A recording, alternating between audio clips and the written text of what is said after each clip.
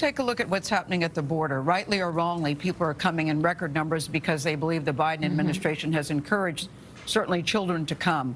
What are you going to do about that? It's chaotic. Some are calling it a crisis. And your team is under fire because both Republicans and Democrats said, look, if you're going to change the Trump policy, the previous policy, at least have a game plan. And there doesn't appear right now to be a game plan. Well, okay, look, it's a huge problem. Yeah. I'm not going to pretend it's not. It's a huge problem. And are we looking at overcrowding at the border, in particular of these kids? Yes. Should these kids be in the custody of HHS, the Health and Human Services, instead of the Border Patrol? Yes. Should we be processing these cases faster? Yes. This is, however, not going to be solved overnight. There are things that we need to do, especially since there was a system in place previously, before the last administration, to allow us to process these kids in their country of origin. That was dismantled. We have to reconstruct it. It's not going to happen overnight, but you know, we have senior administration officials right now in Mexico and Guatemala also dealing with, in addition to what needs to happen at the border. Will you and the president be going down to the border anytime soon?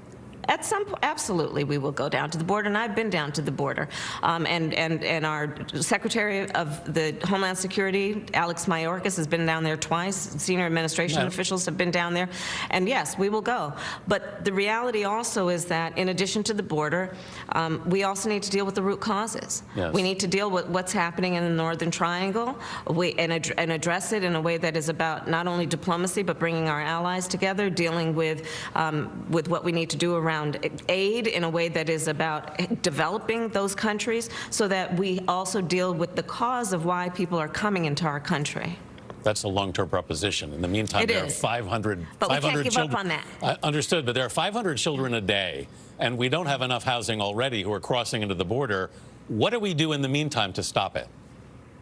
Well, we do what we need to do to actually reconstruct the systems, Anthony, that are about processing these cases.